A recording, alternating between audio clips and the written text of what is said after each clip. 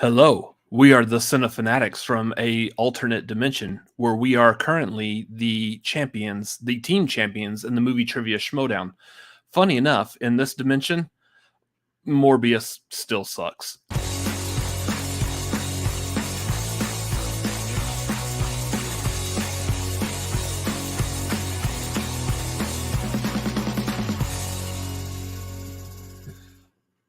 What's going on, everybody? We are the Cinefanatics. My name's Robert Adams.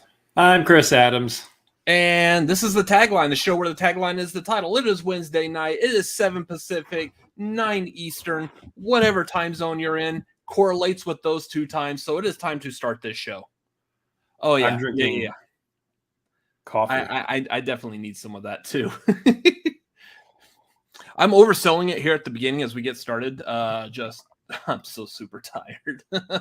So we're going to get into this like right at the beginning here, guys. Let's let you know we did just get out of Everything Everywhere All at Once just a little bit ago, and that movie exhausted my brain. I am drinking coffee so I can survive through this stream. Yeah. I don't have any coffee. I need some coffee. Or I do. I have a coffee energy drink that's like the 300 milligrams of caffeine, but I'm afraid at 8 o'clock Central Time, if I was to drink it, I would probably be, well, you know, what's yeah. Don't act like we don't go to bed at like 5 o'clock in the morning anyway. I'm still going to be up till like 8 o'clock or till 4 o'clock in the morning anyways. You know what? I might as well just to help pep me up, because after this, I'm going to go over to a fan's view of film favorites, and we're going to do Kick-Ass 2 because we did Kick-Ass 1 last week, and guess what? It kicked ass. It was a lot of fun. Here's the thing. You know what I love about this right now? And I want Vernon to feel good about this. We just promoted his shit before we promoted our own stuff. I don't mind promoting his channel. Congrats, Vernon. You've reached the big time. We're promoting your channel before our own. Yeah. Anyways, in case y'all have any questions, comments, you know how YouTube works? Streamlabs. Streamlabs.com/Cinefanatics. Help us out. We got something we need money for, I believe. Bills, gas, life. Who knows? Gas, life. Yeah, everybody needs money for gas. I shouldn't say that we need money for gas because everybody needs that, and it's just kind of like, well, our gas is more important than your gas, and it's not. I'm trying to think of like a fart joke in there because I was talking about someone's gas being more important than another person's gas, and just I'm not a big fan of fart jokes, so they don't come up to my brain. Move on fast. Exactly. That's how I felt about that joke too. Patreon.com/Cinefanatics if you want to hop on the tier. If you have the means to do so, please feel free to help us out. Hop on the tier that is good for you. Coming up, we just started a new month 6 days ago. We have our movie trivia hangout is going to be on Monday, April 18th. Going to be like the 7 Pacific, 10 Eastern. And then we're going to have our movie watch along. We don't know what movie yet. We're very likely going to do another poll for it. But that will be the following Monday, the 25th at 7 Pacific, 10 Eastern. So keep an eye out. If you are on the Patreon, hop on there. Or if you're not on the Patreon, hop on there and you can join us for those things as well. Other upcoming shows real quick. The 23rd of this month, that will be the Saturday after what's the movie called? The Unbearable Weight of Massive Talent. Yeah, The Unbearable Weight of Massive Talent. Basically that Nicolas Cage movie where Nicolas Cage is playing Nicolas Cage. The Saturday after that comes out, the 23rd, we will be doing The Marquee. We are ranking Nicolas Cage films. This should be good. Like I'm like super eager for this because it's forcing me to watch some Nicolas Cage movies I haven't seen, some of which I didn't necessarily ever want to see. I'll talk about that here in a second. Anchorman. Yeah. Here's the thing. I'm pretty sure I've got about 6 more movies left on my list to complete before I'm ready to go. Yeah. There's one of the movies on our list that I'm not going to watch, apparently, as has been recommended that I do not watch. So that'll be fun. But I'll have to defer on the ranking for that one. But the rest of them, however, I'm catching up on basically what's happening here is I'm catching up on movies that I should have watched a long time ago. Yeah, yours isn't necessarily like I gotta watch this Nicolas Cage movie. Yours is first and foremost, you should have seen Con Air, The Rock, Face Off. You should have seen all these already. The Marquee gave me a really good reason to watch them all really soon. That's one of the things I'm liking. The Marquee giveth, and the Marquee giveth, forcing us to sit down and watch a bunch of these watch a bunch of these movies. So now if we happen to be like any kind of movie trivia game, you know, if that ever happens again, just I don't know. I'll never forget that John Malkovich's name in Con Air is Cyrus the Virus. Well, yeah, I guess. I'll say I knew that one also. Cyrus Grissom. So yeah. Anyways, marquee for Nicolas Cage films coming up. We are still working on who our guests or guests may be on there. We have a couple ideas, so we will be reaching out to people's maybe sometime soon. Oh, we will. We will be. We will be. How are you doing, Chris? I'm doing fan-fiddly-tastic. Trying to survive right now with my coffee. Still drinking this.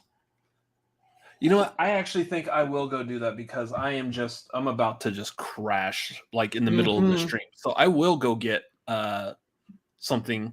And if you want to read off the things that we need to read off real quick. Well, you know, I'm trying to real quick, but I'm trying to log in and I can't. So, you know, all right.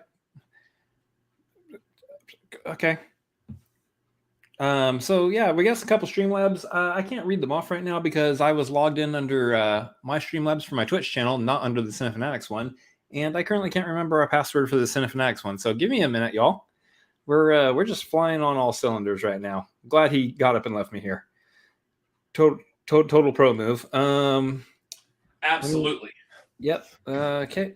Is it this password? Because if it is, we're gonna be here a minute. Well, I got it from here. I just ran out there to go run to the fridge to grab the energy drink and startled Lola in the cat box. It's like, do you mind? I'm doing my business. I'm doing business here. So I decided to go with a Red Bull instead of coffee. Also because you Red Bull. Okay, it's not that password. Oh crap. So real quick, we did get Streamlabs in from Garth McMurray saying for your very important gas. Thank you, sir. Thank you very much for that. Brennan Marr dropped in a Streamlab also asking, what are your favorite Oscar-winning songs? What songs won Oscars? I know one off the top of my head. One that I really liked, without looking up the rest of this list real quick, I would say Lose Yourself from 8 Mile. That's a big one. Just because I was the perfect age for that when that came out. I was in the perfect mindset for it, and I just really love the fact it was also like the first rap song. Man, there's some good ones in there, though. Wizard of Oz, Over the Rainbow, Pinocchio's When You Wish Upon a Star. Didn't City of Stars just win for La La Land? Song of the South won for Zippity Doo Dah. Nope. Interesting. Yeah, I'm just quickly going through them. Moon River from Breakfast at Tiffany's. Moon River, I can't sing the song. Chim Chim Cheree from Mary Poppins. Oh, can we get to some modern songs? Oh, I'm getting there. Raindrops Keep Falling on My Head. Butch Cassidy, that's a good one. Spider-Man 2. Yeah, it wasn't that. Yeah. There's that song, The Way We Were. I can't remember what movie it came from. The Way We Were. Oh, yeah, that's right. Spider-Man 2. Under the Sea one, Beauty and the Beast. Pretty much if you're a Disney movie in the late 80s to early mid-90s, you're going to win. Yeah. Or throughout all the 90s, basically. Frozen, Moana. Lose Yourself is probably my favorite so far that I see on here. Like the other ones that I've mentioned, I like those songs. City of Stars is on there. Yeah. Boom. All right. There you go. Yeah. I'm gonna go. I'll go with Lose Yourself. Lose Yourself is the one for me. City of Stars. Da, da, da, da, da, da. Yep. Yeah. So I do see in the chat, I do want to say real quick hi to Commentating Nerd, Tyler, Brennan's there, Jeremy Miller, Garth, Sean Wingblade, late to the party. And yeah, was it late to the party? If there are that many movies Chris hasn't seen, you really should do reactions to tons of the heavy hitters. The editing stuff, the views for the movie reactions are ample. I mean, there's a thing that's actually an idea that we had as well, just because when you're starting a movie YouTube channel, what seems to grab views, I'm not talking down too late to the party because I guarantee they already know this. We have no room to do so. Long ass time ago, they figured this out. So this is from us. I know when you're starting a movie YouTube channel, you are more prone to talk about the current movies that are coming out because that's what everyone is talking about. It's what everyone's looking at. It's what the YouTube algorithm wants to promote. Yeah. If I decide that I want to go back and talk about the Michael Douglas, Annette Bening classic, The American President, nobody cares except me because I like that movie. It was a good movie. But yeah, for generally the idea is if you're trying to grow a YouTube channel, no one cares what someone who doesn't have a voice, isn't even like a full-on pundit yet. No one cares what you have to say about these old movies, especially if it's an older movie that wasn't a major popular one. As a side note, though, it would have been beneficial for me to have done that when I recently just watched Death on the Nile for the first time on HBO Max instead of in the theater. So, yeah. Ideas, guys, ideas. So yeah, that is something that we would like to incorporate. I know we already had the ideas with that. I think we started contemplating doing something like that towards the end of last year. And we are still looking at ways to add that in, whether it's like a live stream or a pre-record. We don't know yet. But I think most of that is simple for me. It's just turning on the camera and recording it while I'm watching the movie. My problem is right now is I need to clean the hell off my computer because I've got this thing bogged down and I need the space in order to edit. My computer is slow and I can't do any editing right now. So that's one of the big things that's like locking me down and keeping me from being able to do something like that. Mm-hmm. Yeah. Kind of. So yeah, don't do American President. Do like Con Air, Rock, Face Off. Yeah. Yeah. The ones that like, even if they're not big now, they were big then, and they're still movies that people do watch over and over and over again. So they're popular and considered very well loved and beloved. I know. So here's the thing. Not everyone knows what, unless you follow us on Letterboxd, which you can follow Robert Adams MLP, Chris Adams MLP on Letterboxd. For the most part, nobody really knows what movies we have and haven't seen. I still have a couple that would shock people that I haven't seen yet. I know you have a pretty good list of ones that would definitely shock people that you haven't seen yet. So a fairly large swath of movies I should have seen a long time ago. Yeah. So, I mean, there's definitely room to do something like that. But that would be something I feel like we need to get started like soon before we actually end up just watching all these movies and then just continue living our lives. Wow. You really just try to like quickly just try to switch over and see how many more movies you have left to go before you hit 1,000 and your phone's like, hey, you clicked an ad, right? No, I did not. Thank you. I'm about 32 movies away from hitting 1,000 on Letterboxd. So I need to start planning what my 1,000th movie is going to be. Mm-hmm. It's probably going to end up being a movie for the marquee. I just ended up going over 2,100. So interesting. Anyways, moving on. So I was asking you like how you're doing personally. How are things doing over on twitch.tv/Chris Adams MLP? I feel like this entire episode has been like one giant ad for something or another so far tonight. That's because we like Marvel movies here. Here's the anti-ad. Don't go see Morbius. Well, we like MCU movies here, where every movie is an ad for every one of its other movies. All of our streams are ads for our other streams. Doing great over on Twitch, having a lot of fun. We're settling into a groove here pretty soon. I'm gonna redo a set schedule for Twitch coming up. just because I need the stability and knowing what's going to happen and when it's going to happen. But yeah, we're doing pretty good. We got a couple games that we bounced through as warm-up games now, and we're going to be mostly doing a lot of Fortnite for a while. There'll be other big games coming out that will probably take over for a main grouping, a main game for the stream. But I will say, if you guys are not already following me over at twitch.tv/ChrisAdamsMLP, my next stream over there is going to be on Sunday. So yeah, I know today's Wednesday. That means Thursday, Friday, Saturday, no streaming. I understand that it's a while, but need a little break. There's some stuff going on. Need a little break from that. And then Sunday we are going to be doing the family game night again. So if you're not already following me, consider jumping in and subbing and playing Jackbox games with us on Sunday. Yeah. Let me see, what else do we got? Oh, me. What's going on personally with me? Not much. Just my usual, like, every couple of weeks, like, round bout of depression. So if people haven't heard from me on social media lately, that's why. But yep. It's because he's somewhere beating his head into a wall. Yeah, probably. Still fighting through that. So I'm good today.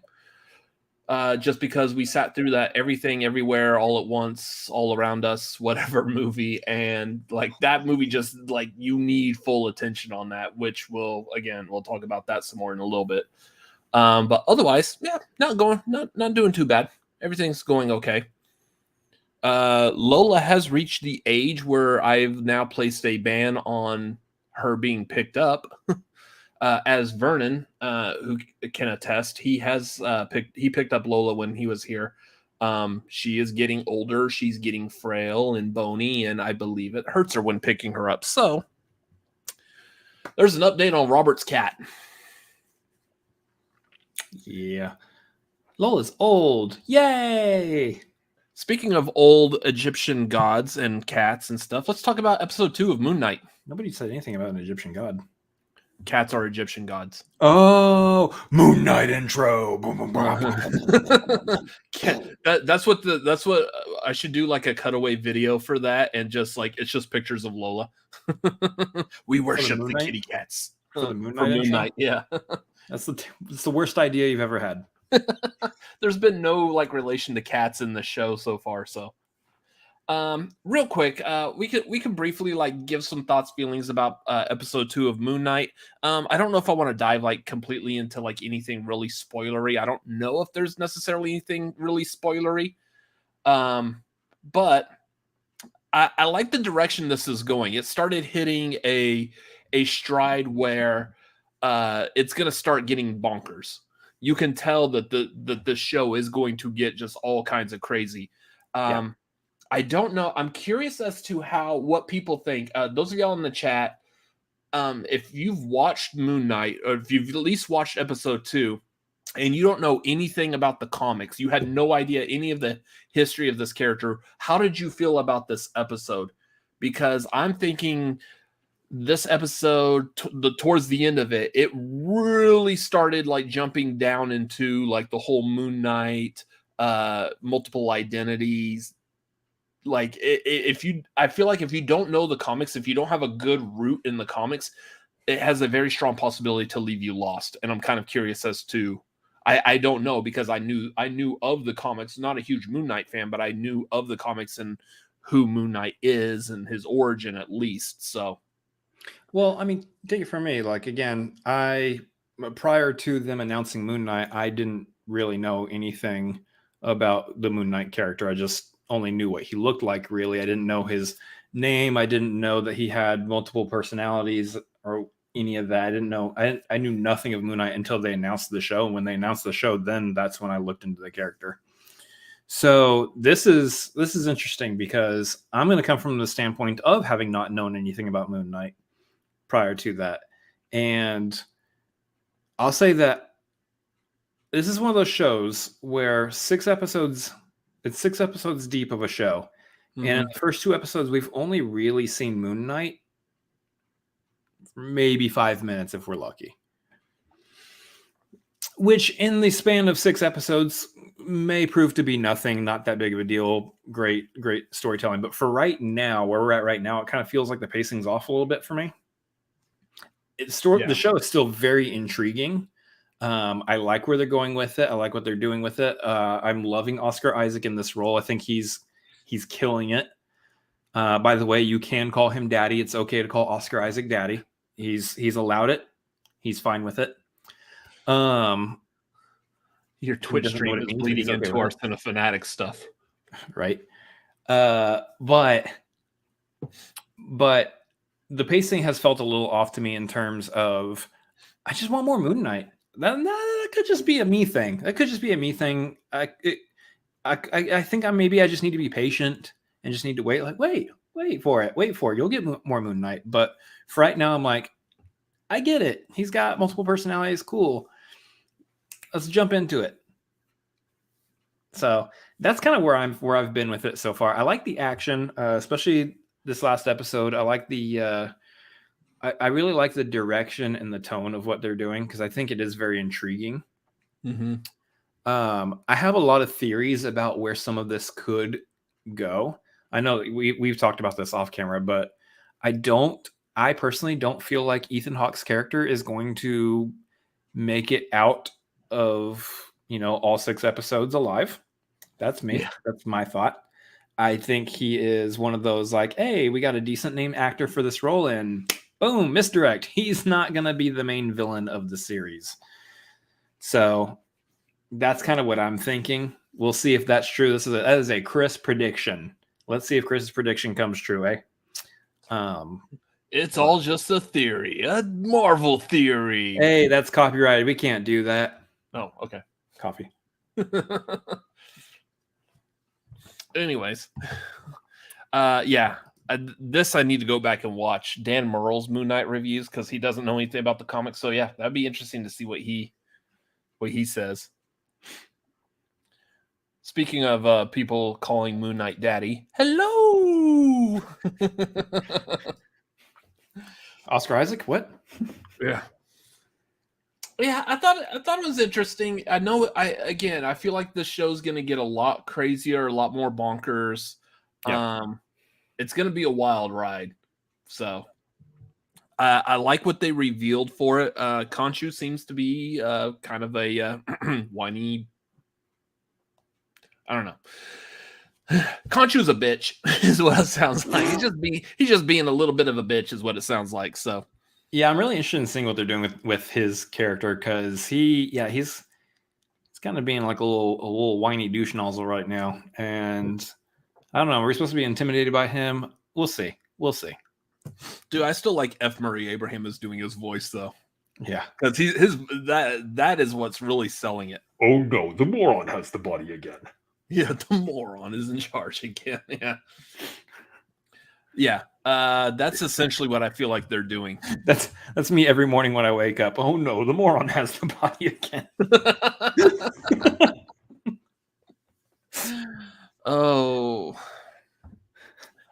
This is actually probably what I would recommend for like anyone who is not familiar with Moon Knight. I feel like it would flow and probably be better to understand if it's done all at once. Yeah, because like it's for those who don't know, he's kind of it is kind of all over the place, and it's like I need to immediately watch the next one so that I can keep up and remember what's going on here. This is where a lot of people have said like this would probably have worked better as a movie rather than a show, which I don't really care either way. I think I'm fine with it being a show. But I do understand where they're coming from because then you can get a full and complete story in one go. Mm-hmm. It's for me, it's kind of like, what if we had just flipped Moon Knight and Eternals? What if Moon Knight was the movie and Eternals was the TV show? Maybe you have Chloe Zhao directing Moon Knight. Maybe that could have been interesting. I don't know. See, I like the idea of like doing Eternals as a TV show just because you can focus on, like, if you remember the movie, we had the Eternals were kind of like broken up into like little groups. So we could have focus on each one of these groups, maybe one whole episode on one group and then another episode on another group or like bits and pieces of them. and it just leads up to the whole ending of the movie, which I feel like would be great for a TV show. Yeah. Yeah, it's just the movie. There's a lot of characters. You need more time with all the characters, and probably would have been it's going to sound weird that I'm going to make this comparison, and I understand why it sounds weird, but I feel like that's what Marvel was originally wanting or trying to do when they were doing the TV show of Inhumans. Just because there were so many characters in so many different areas, all dealing with their own like little stuff, that it made sense to like make them episodes. It's just the story of that entire TV series was just terrible. So some of the choices and stuff they did, I do feel like Eternals may have sold a little bit better going that TV show route. But then they probably wouldn't. You're not going to get Angelina Jolie to do a TV show like that. So probably not. Right. You never know. I mean, they got Oscar Isaac for Moon Knight, so yeah. Anything else about episode 2? Oh, I did want to mention. So if y'all saw on my Twitter, I retweeted Hot Toys released their images of the Moon Knight Hot Toy figure, like the Doctor Strange here. It looks sexy. I like it.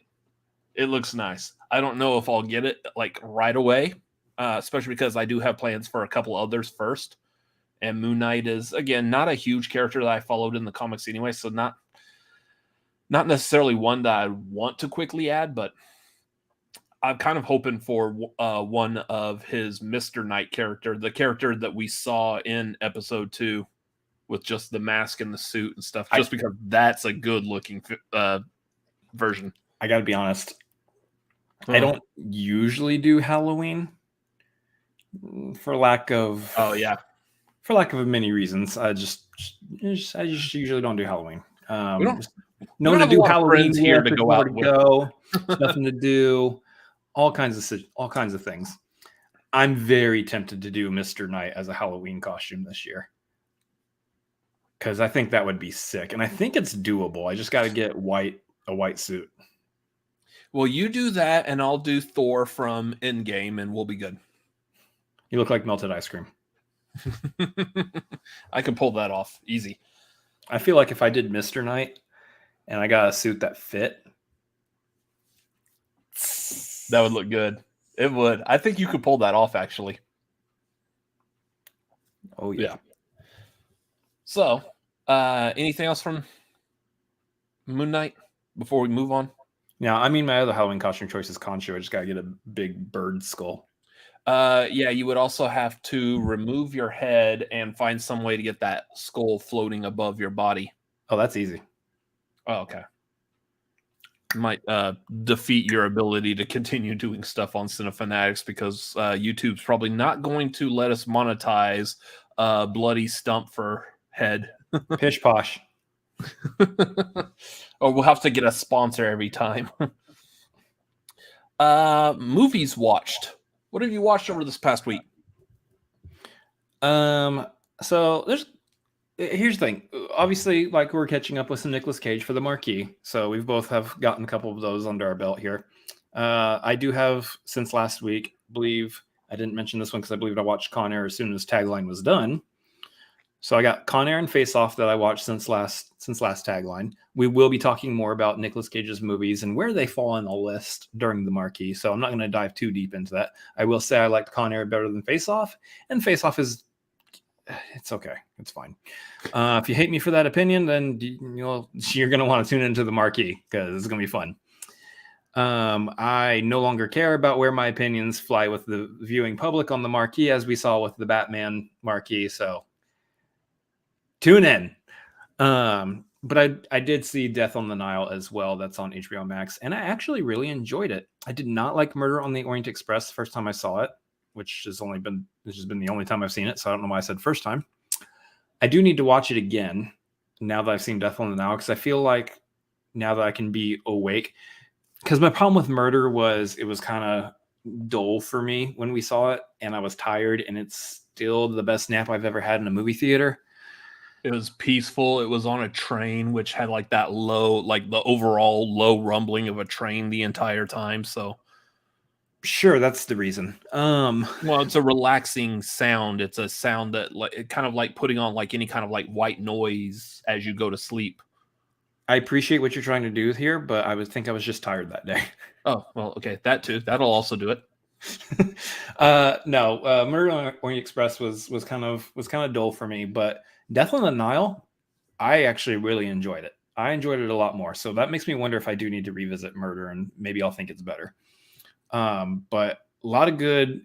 It was a good mystery, and for someone like me who did not read the book, was not aware of where the story goes. Hey, you know, sometimes you just gotta get a little more out of life. Murder, seen it already. Just a joke in there. But yeah, not being aware of where the story went, it was fun for me to sit here and kind of play along and try to figure out, okay, can I figure out who did the murder? Who was doing the murder? Who did the murder? Yeah. Who was the one doing the life removing in this movie? And well, I figured it out. I'm just saying, I figured it out. I did well. And that's actually what really made it enjoyable for me, is that I was able to be like, wait a minute, I think I know. That's a good quote. Guys, we got our first Cinephinex t-shirt. Cinephinex, and then on the back, maybe I need to revisit Murder. Maybe I need to revisit Murder. But yeah, I recommend Death on the Nile. It is on HBO Max now. It came out, I feel like it came out pretty quick on HBO Max, but I think they're also doing the 45 days after release thing, which the Batman should be coming out on HBO Max here within like the next week and a half, 2 weeks too. So yeah. In which case I might rewatch it. I'll probably definitely rewatch the Batman once it comes out. I remember watching in the theater. I'm like, I'm not super eager to get to watching this again. Not like was it Spider-Man No Way Home? I've watched like 3 times now since it's like digital release at home. So yeah, that's just a fun one to watch over and over again. See, Garth, so you knowing who the murderer is in Death on the Nile, I'm trying not to say too much because I don't want to give it away for everybody else, especially because Dingus over here I haven't seen it yet. Is it a big deal, or do you feel like it's Chris, it's not that special that I figured out who the killer or the killers who you figured it out, so it's probably not that special. Yeah, screw you. That's the way the world works generally. I was trying to get some validation from Garth here, but apparently it's not that big of a deal. Chris, you're dumb. Thanks. So this past week I have watched Morbius, The Wicker Man, the Nicolas Cage version, because that was a Nicolas Cage movie I needed to watch. And now both of us had just watched Everything Everywhere All at Once. Which again, Morbius. I'm probably not going to talk too much about Morbius. I think pretty much all of my everything I really wanted to say about that movie I did in a really long Twitter thread. Thanks, Garth. I quit. I'm just kidding. I'm back. That's great. So, yeah. So I'll probably reiterate some things about Morbius here in a little bit, and then we'll talk about the Everything Everywhere All at Once towards the end of the movie news. Wicker Man. We saw that movie. I'm pretty sure that movie was watching us the entire time. Yeah, with all the eyes. Yeah. Wicker Man. Here's the thing that I thought was funny about Wicker Man. When you first turn it on and start watching it, it doesn't seem like within the first like 10-15 minutes, I was like, I don't get the hate for this movie yet. It seems like a very normal, just like mystery thriller type of movie. And then he gets to the island, and there's this whole thing about him like drinking mead and then squishing a bee, and he just like goes into his Nick Cage thing. I was like, oh, there it is. That's where this movie's gonna start getting weird. And then like the whole rest of the movie is just him walking around this island looking at stuff. I was like, okay. Probably the biggest thing about Wicker Man for me that I could not believe. The infamous scene that everyone knows when you mention this movie, the first thing everyone goes to is that shot of the bees, not the bees. It's not in the movie. It's only in the unrated version. It's a deleted scene. I was like, I can't believe that the most popular part of this movie isn't actually in the movie. So, yeah, that was weird. The bees. I have yet to see this. Wicker Man's still on my list. Yeah, I do want to watch the original because I'm almost certain the original is probably like way better. At one point, I was watching this Wicker Man, and my thought was like, this feels like it's spoofing Midsommar before Midsommar came out. Like Midsommar did Wicker Man way better. So, yeah, that's it for movies for the past week, other than the stuff we're going to talk about here in a second. So, are we ready to get into some movie news? Let's get into some movie news. Ladies and gentlemen, Good evening. This is what's happening in your world tonight. We apologize for the interruption. Back to you. Chris. How's the box office looking? And please, do not tell me that the movie that I think may be number one is the number one movie. I don't want to hear this. Hey, guess what? No. Hey, guess what? No. I quit.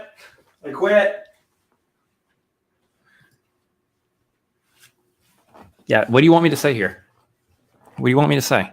I can't just magically change how the box office is, man. If Morbius is number one, guess what? It's number one.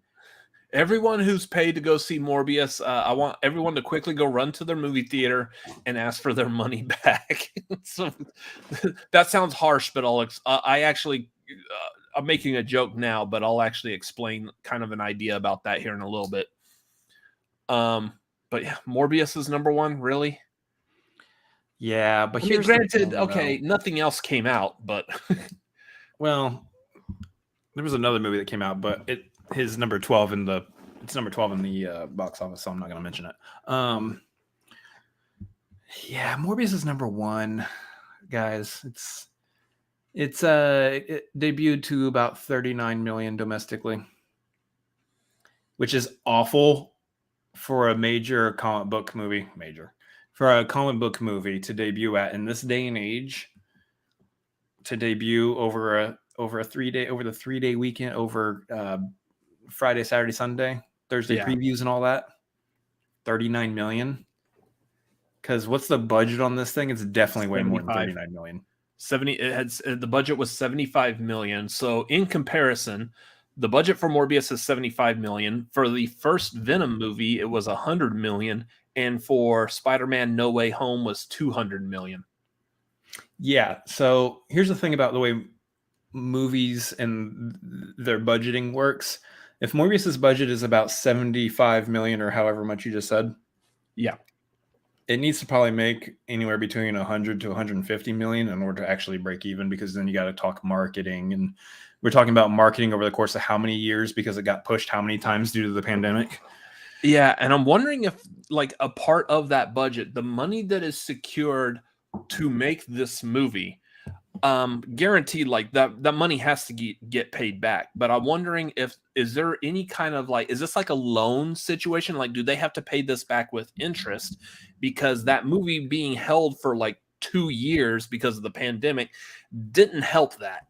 So while the budget may be 75, for them to break even, they may actually need to pay back 90. And if they're only making 39 out of the first weekend of the box office, not including the money used for marketing.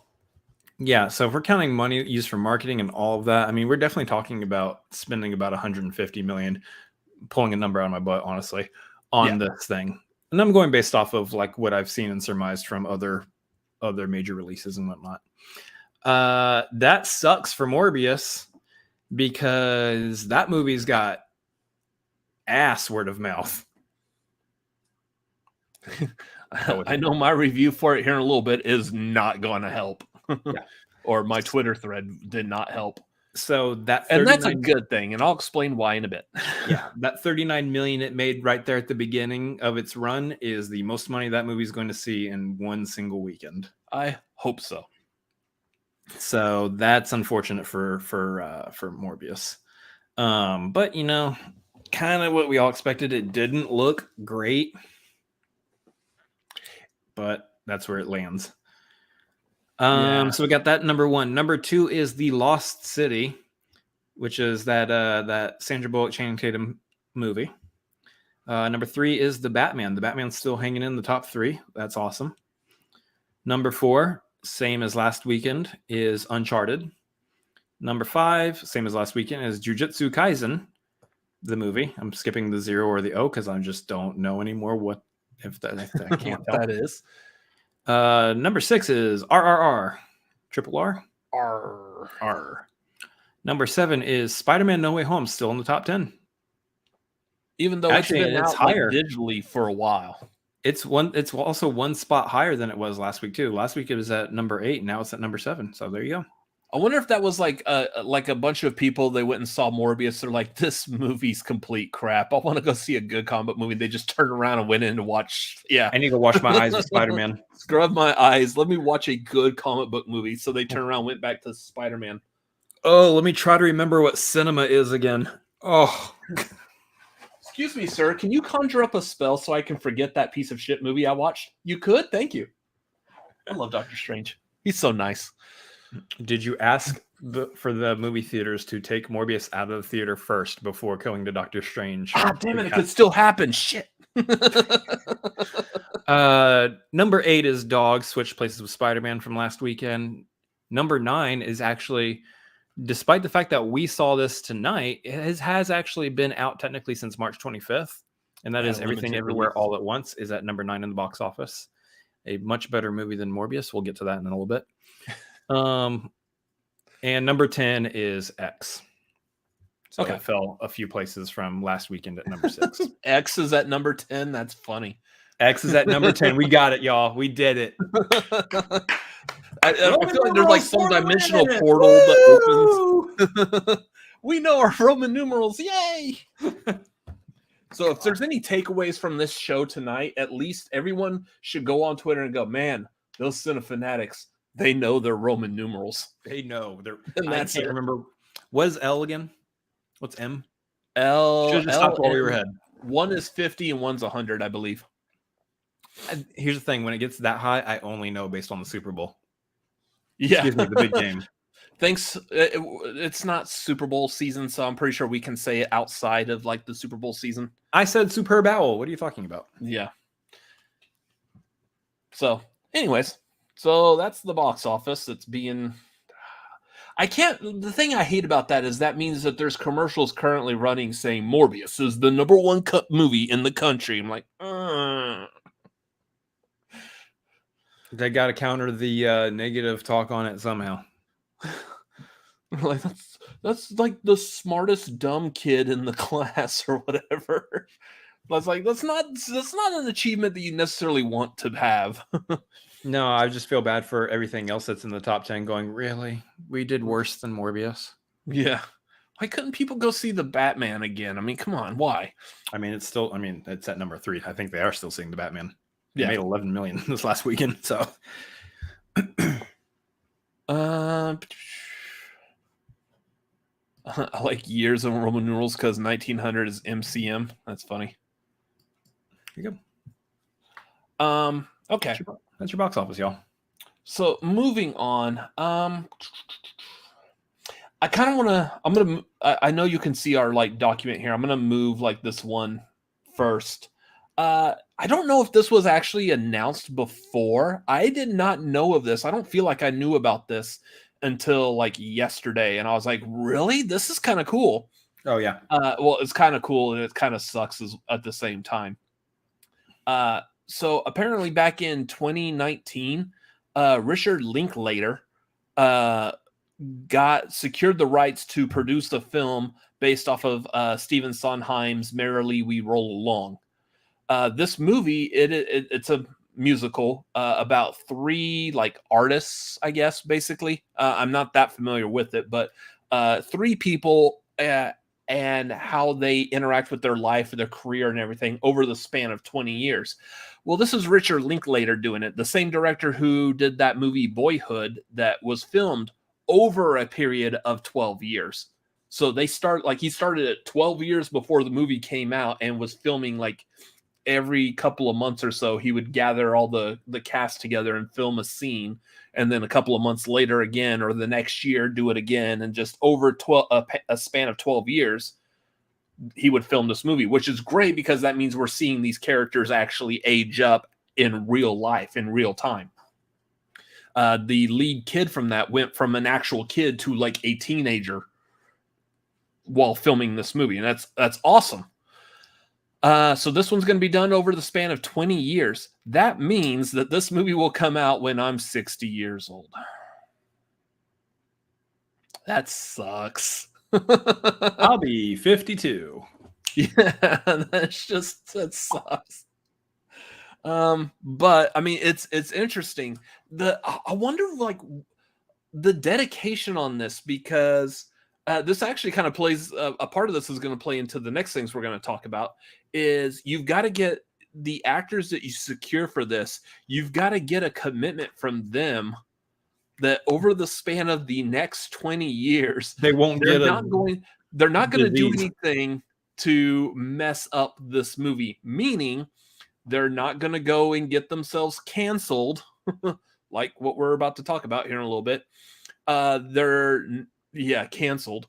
They're not going to go and do any like stunt that, like, you can't go and like, hey, I feel like going skydiving. Nope.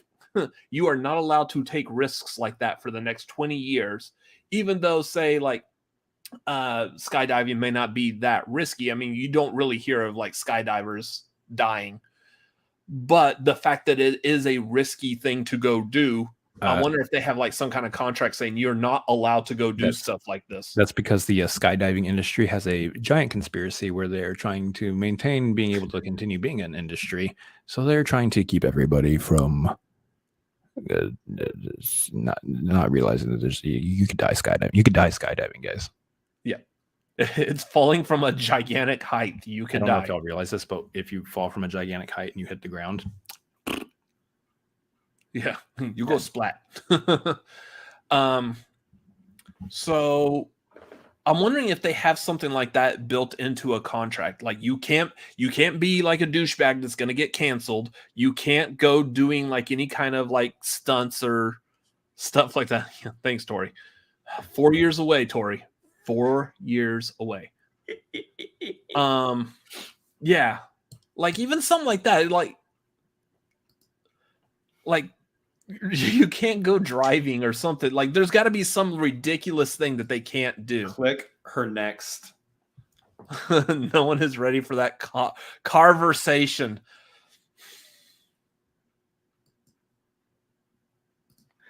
And this is why she was kicked out of Cinefanatics. I'm sorry, what? I'd keep her in Cinefanatics for that one. That was pretty good. I actually do like the conversation. It's just hard to say. Decision. She's welcome back anytime, apparently. But yeah, like, are you not allowed to go do anything like this? Oh, and then on top of that, I'm willing to bet there's also probably something built in that, like, you must keep yourself looking a certain way. Like, you are not allowed to, like, all of a sudden go out like on like some alcohol and junk food bender, in which case you're going to gain like a ton of weight. Like, no, you have to keep yourself looking a certain way for the next 20 years. Actors do that all the time. I mean, look at Christian Bale. He's gained so much weight and lost weight and gained weight and lost weight. Actors do that all the time for roles. So I don't know if that's necessarily a thing. Sure, but I mean, the turnaround time and the ability to do it. Christian Bale is a big enough actor to where if he needs to do that, he can go and spend like damn near an entire day at the gym working out to make sure he's in that shape. People like you and me, we can't do that. Like, I have an 8-hour a day job I got to go do. If I'm able to hit the gym, it's probably going to be for about 15 minutes, and that's not enough to get any kind of a workout in. So I just don't have time like that. Now, if I was a big time actor like Christian Bale, where I was getting paid to not do a normal like 8-hour a day job, then yeah, I could go spend all that time in the gym. So, I mean, you have stuff like that as well. Are they able to go do stuff and keep themselves in shape? And do they have to? Right. It's just 20 years is a long time to film a movie, though. And again, going back to what we were saying with talking about Morbius a second ago, is you're making this movie over the span of 20 years. That means that the people who are financing this movie, namely Blumhouse, they're waiting 20 years to see any kind of a return on that investment. Is Blumhouse even going to be a thing in 20 years? Would they get bought up by Disney? And is Disney still going to continue financing that movie and letting the production on it continue? Just hypothetical. Would something like that cause? I mean, there's so many things that could pop up that could cause the production to stop. It's mind-boggling that someone is doing a 20-year production on a movie. It's hard to say because I mean, like, I don't remember hearing about Boyhood when it first started filming, but then again, like 12 years prior to it being released, I wasn't that in depth on what was going on in the movie sphere. So maybe it was like largely talked about at that time before we really like we're diving in here. But I don't know. I'm very much intrigued. Just again, Richard Linklater is doing these, like, he's been known to do like concept type filming.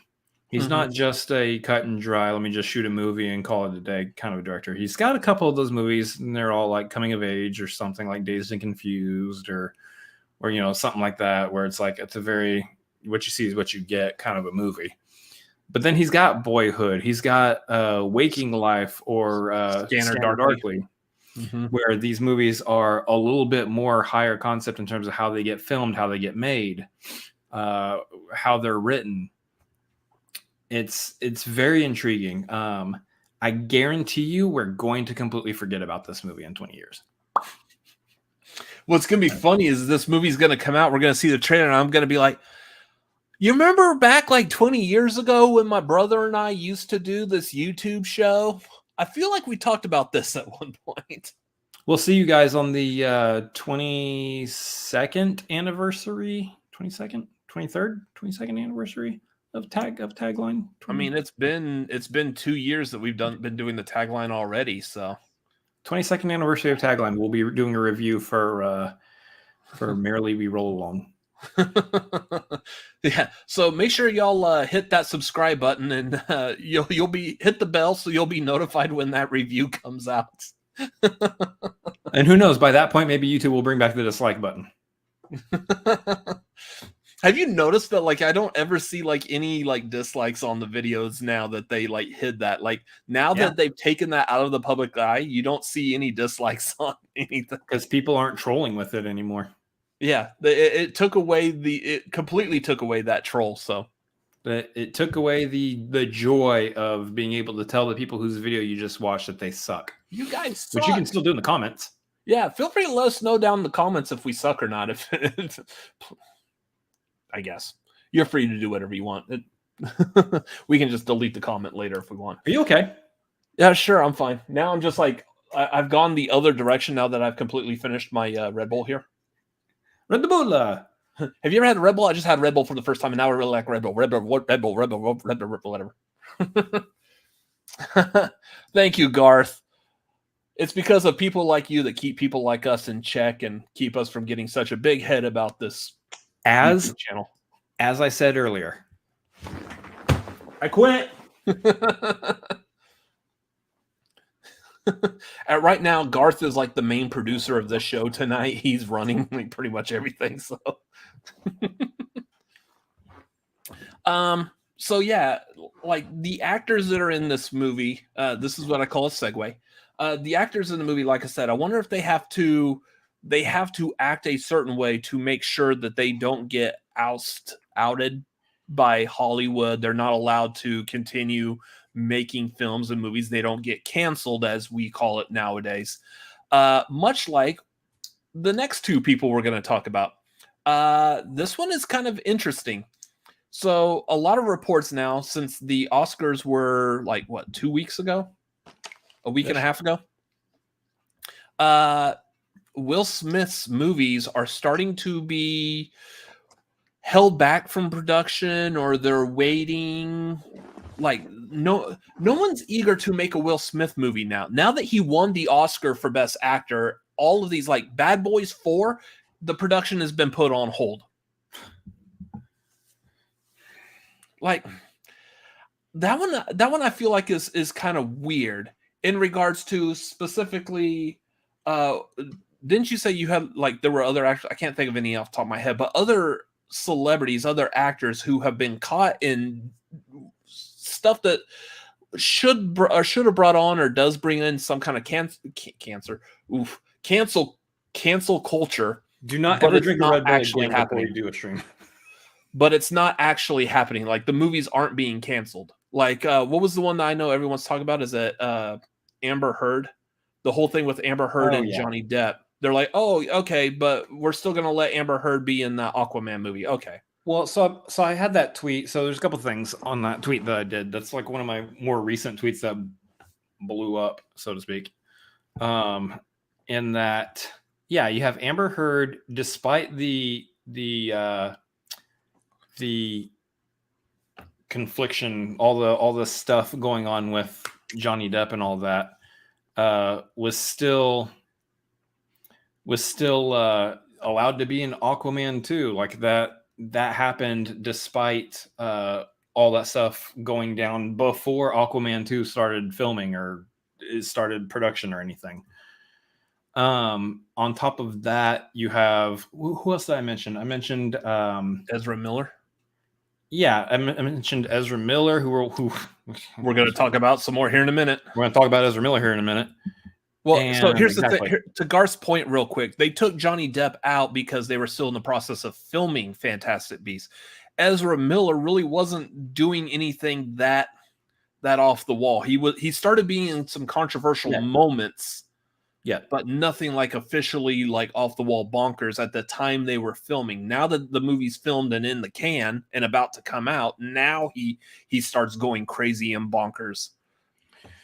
To an extent, I mean, there was that whole like choking a fan thing. Well, that's what I'm talking about. That wasn't like this big, huge ordeal at that time. So movie studios could easily be like, "Oh, that was nothing. That was just like this, like little." That was, to be fair, it's still not a big, huge ordeal. Like no one knows what happened there. But now that he's done more things, it compounds that. So the point is, the other one I brought up was Ansel Elgort before West Side Story, which technically his stuff didn't go down until after West Side Story already had filmed and whatnot. Mm-hmm. So that one's, you really can't qualify that one as much because they spent more time in marketing on Rachel Ziegler than they did on him, and technically ended up kind of making it look like she was the lead of the movie over him, and then didn't invite her to the Oscars. And then didn't invite her out. Yeah, but invited Ansel Elgort.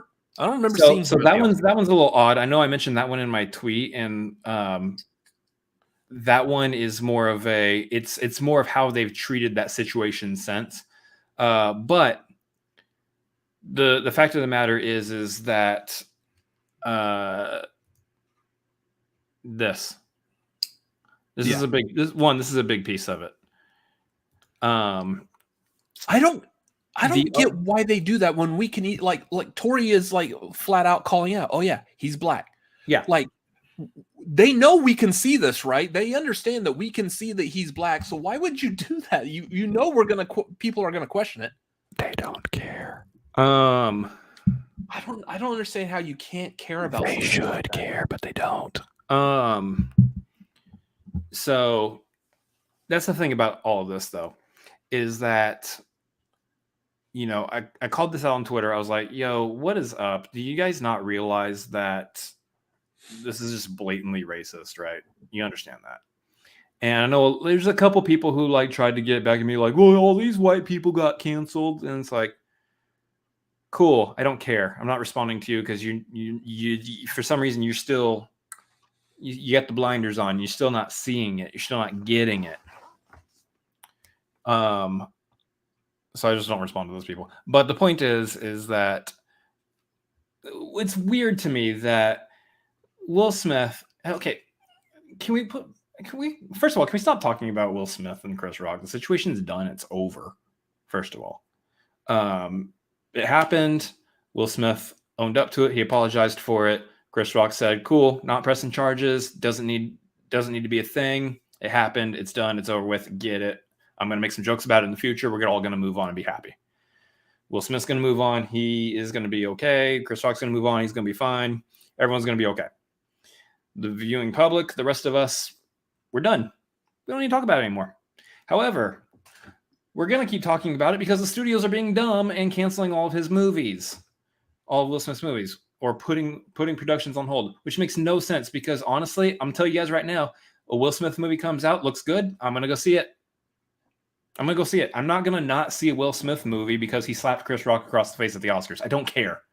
I'm going to go see a Will Smith movie if it looks good to me. I mean, put out the movies.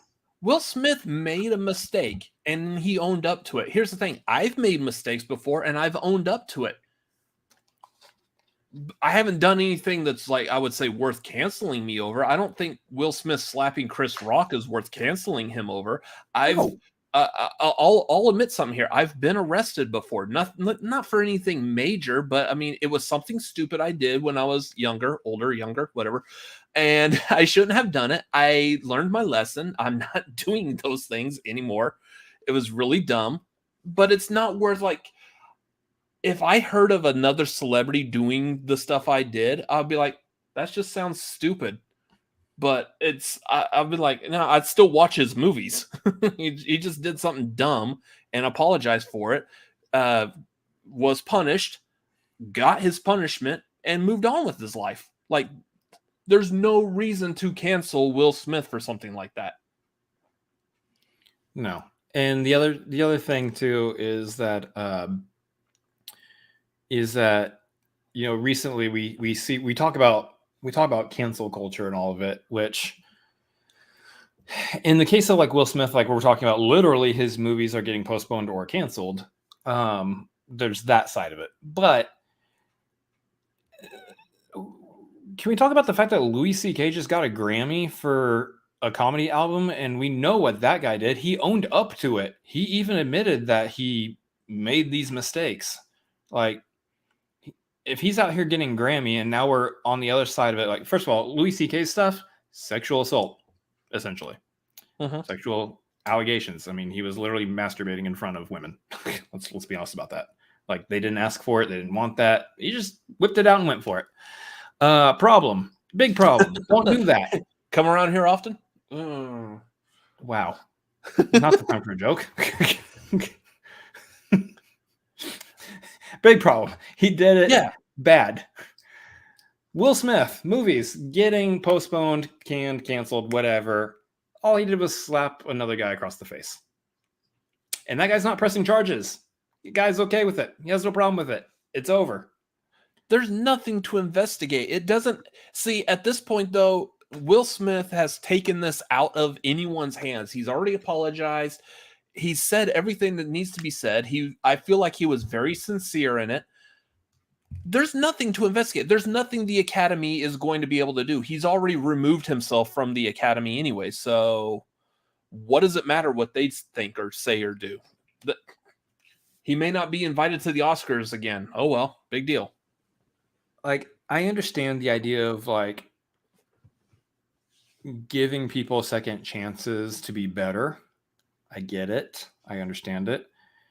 I feel like you need to think about where that line is in terms of crossing over the line that invalidates victims of traumatic situations.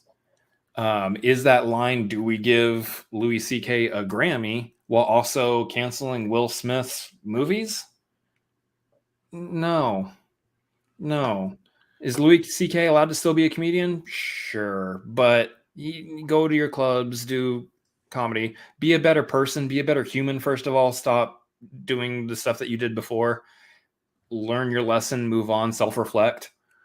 But the fact that we are awarding Louis C.K. with a Grammy and then turning around, like, granted, I understand Will Smith also got the Oscar that night too. But we're turning around and saying, like, cool, we're going to pause your movies. It's like, something's off here. Something's off. And it's pretty blatant to me that it is more racially tinged than anything, because it's like studios are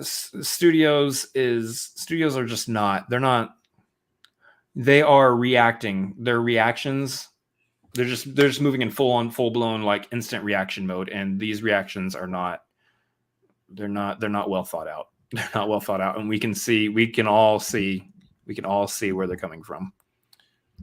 So speaking of which, I'm looking up real quick to see what Kevin Spacey is up to. Apparently he's going to be in a Franco Nero Italian production. So He's back making movies again. Well, much like was it Leonardo DiCaprio's character in Once Upon a Time in Hollywood, when he started suffering from like just not being popular anymore, he went over and did like the Italian spaghetti westerns to just try to do something to gain popularity. Kind of seems like that's what Kevin Spacey's doing with that. But I mean, again, I don't know. Kevin Spacey was a fantastic actor. I love The Usual Suspects. But, and I know this goes down the rabbit hole of, can you separate the art from the artist? How eager is anyone really to go see another Kevin Spacey movie? Not anymore. I mean, I have my music, my playlist that plays all the time, and I will find myself, if I have control of it, I will find myself skipping if R. Kelly songs pop up. Yeah. I still have like I Believe I Can Fly because it's a fantastic song, but I'm like, every time I hear it and I realize that I'm like, skip. Will I eventually one day listen to I Believe I Can Fly again? I don't know. Yeah. Only when I'm watching Space Jam. Otherwise, you're fast forwarding through like most of that movie. Yeah. But that's the thing is like, yeah. Right now we've got an issue where we're awarding someone like Louis C.K. post what he did, where we've given awards to Roman Polanski, Weinstein. Like, we've given out awards to these individuals. And now we're also on the same in the same breath saying, well, maybe we should have taken Will Smith's award away, which I can't remember if that was actually like, I don't think they actually were considering that. The Academy doesn't sound like that they had that in the cards is what they could do. They were talking about like sanctions but it's the fact that it was even like him. It was even something that was in the public discussion of some sort, or that that we're now canceling his movies or whatever. Like, we need to stop and rethink some things. There's definitely some people who should be not receiving attention from the public anymore over Will Smith. Will Smith didn't. It's our opinion here at Cinefanatics that Will Smith didn't do enough to be taken out of the public light like this. No, I would be okay with seeing another Will Smith movie. Like 100%. No problem, as long as it's not After Earth 2. Yeah, don't do that one. But yeah, I think the whole thing, obviously, I think the whole thing is just rough. We know that there's racial stuff sprinkled in there somewhere, if not being the complete and utter underlying reason for a lot of this. Now, let's also switch this to the other side of the coin. Ezra Miller not getting canceled, apparently. Yet. I think I did see something. I know like fans online right now are trying to petition WB for switching the Flash over to Grant Gustin. Let Grant Gustin become the Flash in the DCEU movies instead of Ezra Miller. Which sounds like, I mean, right now it sounds like we're still in a position where you can go into that Flashpoint movie that I guess is still in production and quickly film something where Ezra Miller goes and disappears into one portal, and then Grant Gustin pops out and like, well, I'm the Flash, and that's it. That's all they need to do is just say that this is a Flash from another dimension, looks a little different, moving on. This is going to be our Flash from here on out, and Ezra Miller just fades into the sunset. Yeah. But yeah, the whole Ezra Miller situation is weird too, because dude's been unhinged now. Something's been going on with them that they've been having like some kind of situation or whatever on like movie sets. It's been talked about that they've been getting more and more unhinged. And I don't know.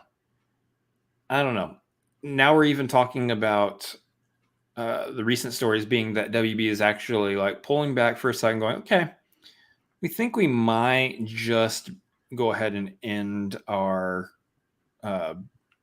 relation with Ezra Miller.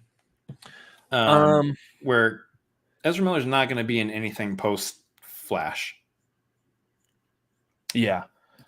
Then they do deep fake trickery. They did. So in Army of the Dead, it had Chris D'Elia, whatever, was also in that movie, and they removed him because of the stupid stuff he did, and they replaced him with Tig Notaro. And so they had to go in and like literally every scene that Tig Notaro is in, she is being added in digitally into that scene. She was not physically there in person with anyone else during those scenes. So yeah, they did do that. And I think like the way they did that was phenomenal. Some of the other CGI in that movie is kind of questionable, looks really fake, but the adding of Tig Notaro to that movie was really good. They did a phenomenal job with that. They could potentially do that, but here's the problem is that character was not a major character. It was like whenever they do these shots of like the hero of it, which was like the main character was Bautista. Yeah. Whenever they show Bautista, you see like all the other characters like behind him off to the side. That's where Chris D'Elia's or Tig Notaro's character was. It's not the main one. So you can't really digitally replace someone if they're the main role, because the entire movie hinges on that one person. So, yeah, I think that might be a little difficult to edit out Ezra Miller out of The Flash. But yeah, especially because because they're doing multiple roles. It's the Flash, it's Flash from other dimensions. It's multiple Flashes. Mm-hmm. And the thing I'm willing to bet on is that WB is holding a lot onto this Flashpoint movie, because I guarantee they're going to use this Flashpoint movie to kind of reboot their DCEU and kind of fix their problems. So they have a lot riding on this. I guarantee that's exactly what they're doing. And now this is also going to be like all kinds of just mucked up all over the place. So yeah, I don't know what to think about all this. I think it's, especially because like, also like what was up with that video Ezra Miller did about the coming after a certain sect of the KKK or something like that. Remember that? Yeah. I don't believe I actually watched that video, but I remember it being talked about and everyone was like, okay, well, Ezra Miller's a weird person. It's like, all right, I guess, sure, go about your bad self. You feel like doing this. It doesn't sound like you're for the KKK, so I guess that's a good thing. Yeah. But like all the conversation, everything, Ezra's all over the place. Ezra does not need to be doing Ezra things anymore. I can honestly say I don't think I've liked anything that I've seen Ezra Miller in. I don't think Ezra. I don't think that they was a good choice for Flash. Even when I first heard Ezra Miller's cast as the Flash, and I looked at the picture of them, and I was like, No, this doesn't look anything like the Flash. This looks like someone that would play like a younger Marilyn Manson.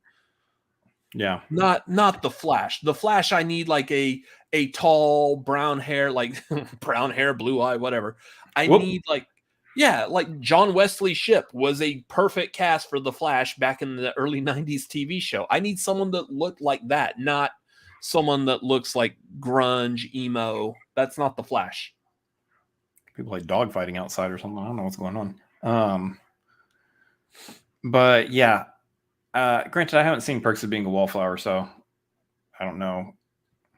You know, that's the only other thing I know of Ezra Miller besides Fantastic Beasts and Flash. But I saw the first Fantastic Beasts movie, and I know that like that character that they were playing is a more major character in the other two movies, I guess. I don't believe that character really did anything in the first movie, except that character was only in that movie to set up the character being a bigger part of the next movies. Yeah. But yeah, I remember watching that movie. I was like, why? Who's this person? And why do we care? That this person meant nothing to this movie. Yeah. So I'll say this much. Good news here is that we'll probably end up getting a new Flash at some point. Yeah. Bad news is WB just has a mess on their hands to try to figure out. So there's a lot that I feel like I could just go on like a soapbox about WB and how they're handling the DC Comics movies. I'm pretty sure everyone would agree and everyone has the same feelings. So therefore, I don't necessarily feel I need to vocalize it. But I am going to go on a kind of a tirade about that here in a little bit about Sony. So it's a powerfully positive night, y'all. Yeah. So are we ready to move on to Morbius? And it sounds like you're ready to move on to Morbius. I'm ready to stop talking about Ezra Miller, so let's go for it. Yeah, so let's go from talking about one bad seed to another. Morbius Jared Leto. sucks, y'all. Morbius was a terrible movie. Absolutely hated Morbius. This wasn't even a bad movie that you could watch for fun, like Batman and Robin. Like, I could watch Batman and Robin multiple times. I will. I still continue to watch it. It's a terrible movie, but it's enjoyable, it's entertaining in how bad it is. Morbius was a bad movie just all around. I didn't find anything really enjoyable about it. Just the plot. Let me backtrack. Jared Leto was good. I like Jared Leto was a good cast for Morbius. Problem is, Morbius didn't need to be a movie. This is one of those, if y'all are familiar with the situation, Sony had bought the rights to Spider-Man back in the 90s, or the late 90s, and that's when they made the Tobey Maguire movies. That was completely up to Sony Columbia Pictures making those, and then they made the Amazing Spider-Man movies, and then after Amazing Spider-Man 2 sucked, generally, like with critics and audience, just bad opinions of it, Sony's like, maybe we should stop doing this, which at that time, what was funny is Sony was already on a path to try to make a Sinister Six movie. For some reason, Sony had this idea that if they have the rights to Spider-Man and all the Spider-Man characters, that they can make movies about all these characters and just money, money, money, money. And that's what they were looking at. Not realizing that there needs to be someone who is comic book mind oriented involved with making these movies. So, like Kevin Feige is with the MCU over at Marvel Studios. Someone who knows what they're doing, who has a love for the comics, who knows the origin, knows the direction of the story that it should go, instead of like, hey, why don't we just make a movie about 6 villains? No one's ever made a movie about the villain. Let's make a movie about 6 villains teaming up. Sounds like a moneymaker. No, it doesn't, because it doesn't make sense if you're going to make a movie about the Sinister Six without Spider-Man involved. I mean, he may have been involved at some point, but as far as I remember, he wasn't going to be involved. I don't care about the going-ons of the supervillains. You care about the heroes, like Avengers. I enjoy, one of my favorite parts of like 2012's Avengers is the interactions between everyone, between Stark and Captain America and Thor, and like that's interesting. I don't care about that with the villains. They're villains. They're all going to be like butting heads with each other. Now, the part that they did with between the villains in No Way Home was interesting, but that take was because the villains were coming from alternate timelines, alternate dimensions, and there was that interaction like Doc Ock is asking why Norman Osborn is still alive when he's supposed to be dead, and then Sandman's asking like why Doc Ock is still alive because he was supposed to be dead. So I like the connections there, but I don't see that as something sustainable in its own movie, in which now Sony has teamed up with Marvel to make the newer Spider-Man movies, and they're again going off the side path of, well, we want to make movies of all these other like characters, primarily the villains. Let's do Morbius. Morbius does not need to be its own movie, as we can see according to the reviews and the box office returns. It doesn't. Venom, I understand Venom being its own movie. I completely support the idea of Venom having his own movie, but I did question when Venom was first coming out that they weren't doing the Spider-Man origin as done in the comics. So that was a little weird, but I feel like they did pretty well without it tied to Spider-Man. And of course, for No Way Home, if you haven't seen the post credits, looks like it's kind of leading that towards the original Spider-Man Venom origin story. So that may still happen. I don't see the need for Morbius to have his own movie. I definitely don't see the reason for Kraven the Hunter to have his own movie. I know this is going to sound bad, but I'm going to back this up a little bit. I personally would love to see Morbius just crash at the box office. I don't want it to do well. I want it to flop. I want it to be one of the biggest flops known to man. And that makes Sony go, no more. We got to stop making these movies. We need to start listening to our audience, to the public. They're telling us no. They're telling us this movie sucks. They're telling us that we don't want to see these movies about like D-list characters. We don't need this. Or at the very least, we need to be teamed up with Kevin Feige and Marvel Studios for all of these and let them have a word or a hand in guiding this story.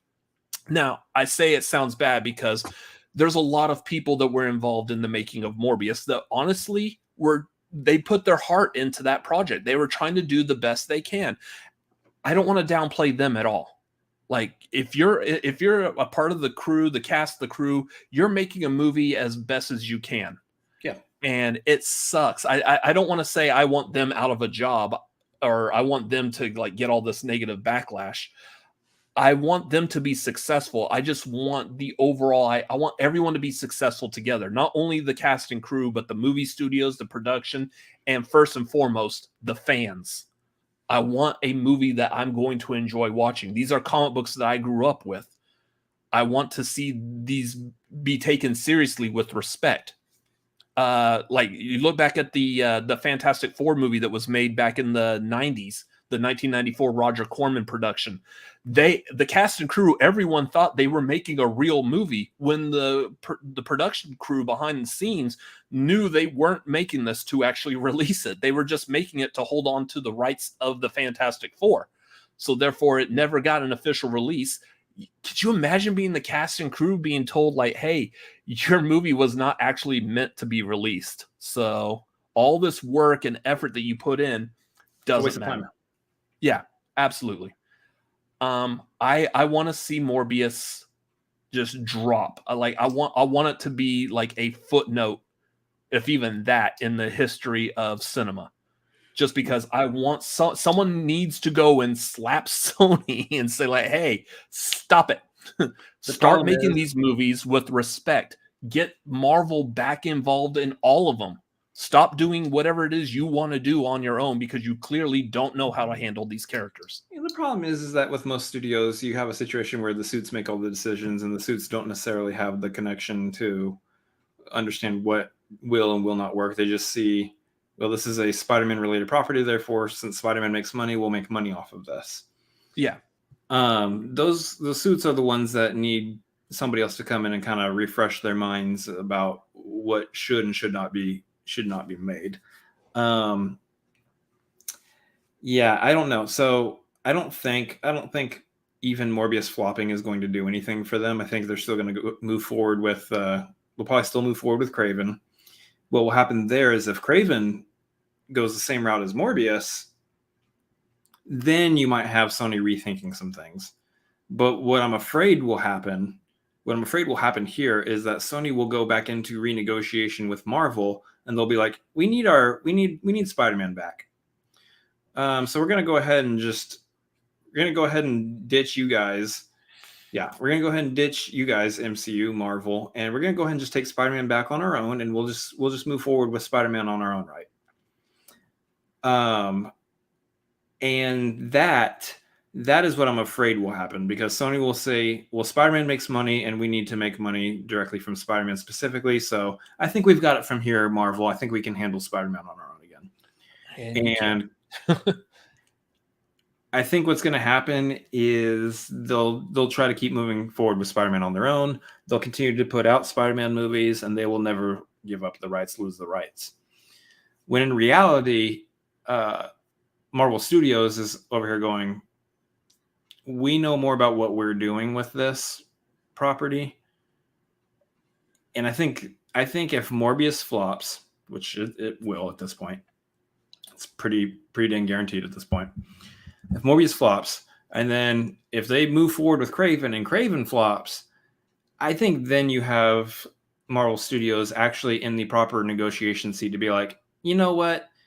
You really could take Spider-Man back and try your hand, but let's look back at your Spider-Man movies that you made before. Some of them did well.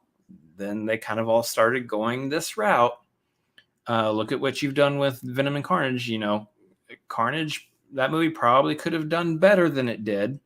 It's not bad. The two Venom movies aren't bad at all, but they could have been better. They could have been better if Spider-Man were part of that universe. Look what you did with Morbius. Look what you did with Kraven. Here's what we're gonna bring to the table now. We're gonna go ahead and just buy back Spider-Man off of you for this much money.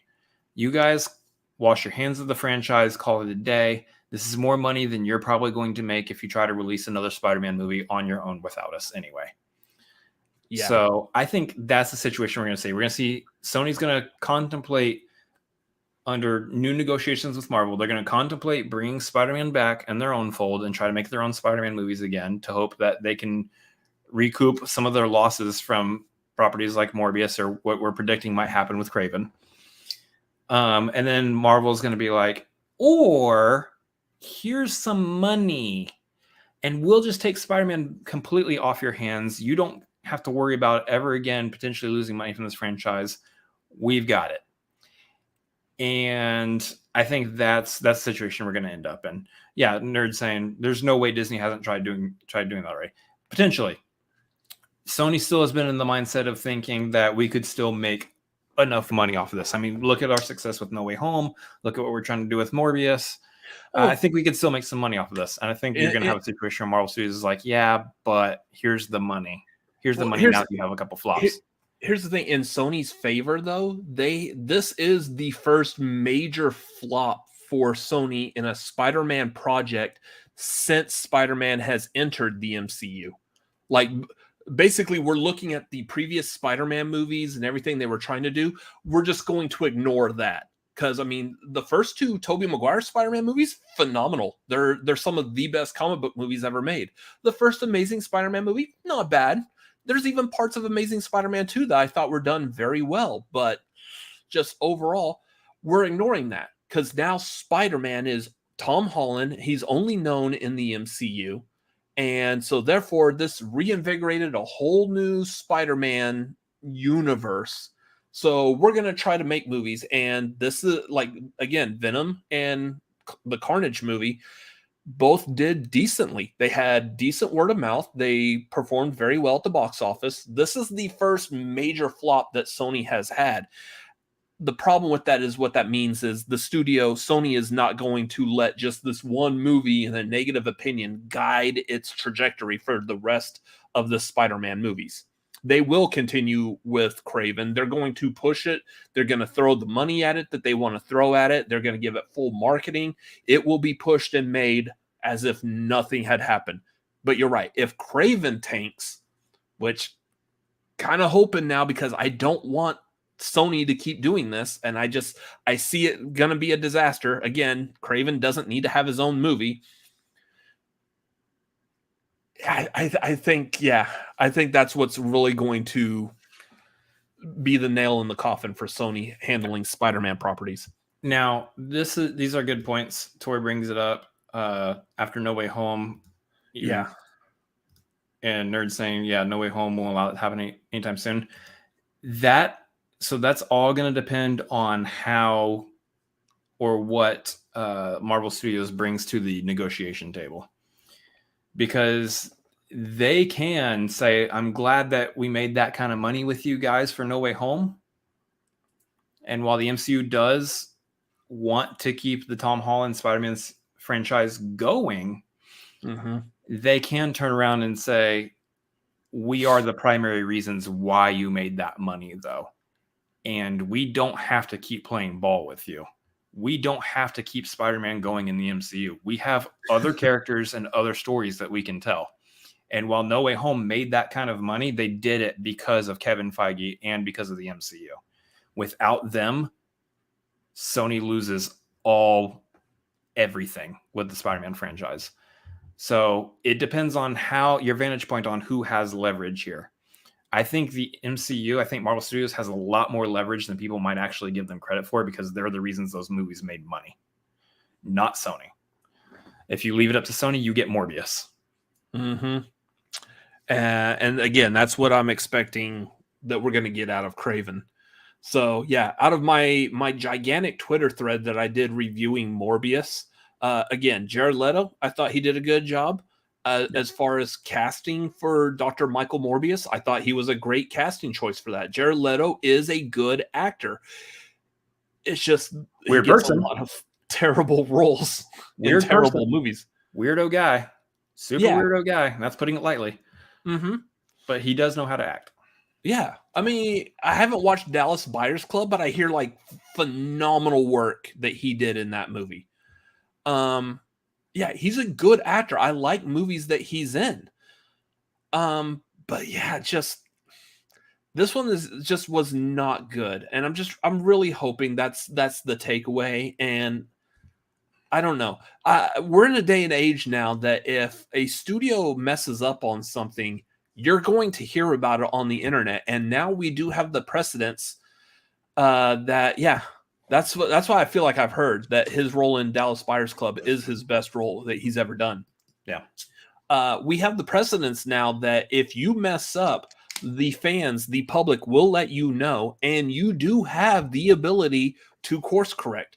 Look at Sonic the Hedgehog. That first trailer in the entire world was like, no, you idiots. This is not how Sonic is supposed to look. Go back and do it again. Why did you think? Who was it out of like the thousands of people you have working on this film? All these people thought this was a good idea. They said, no, go back and do it again. And they did. And it's so much better. They made Sonic look like Sonic. Speaking of which, we're going to go see Sonic 2 tomorrow night. So be on the lookout for a potential review on that. Yep. So we're in this world where that can be done now. The world, the internet, social media could all exclaim in one voice, Morbius sucked. Stop it. They have the ability to listen and to course correct. It's just a matter of now, will they? Just to be clear about this, you have strong feelings about Morbius. I hated Morbius. Like with every fiber of my body, I hated that. The only other Marvel movie I hate as much as Morbius was Ghostrider Spirits of Vengeance. I saw it once. I didn't even see it in the theater. I already knew that movie was going to be bad. I didn't see it in the theater. It's the only Marvel movie I haven't seen in a movie theater. Other than Howard the Duck, I guess.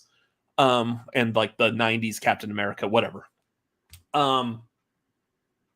I saw it once it was released on home video. I watched it once, hated it, never watched it again, will never watch it again.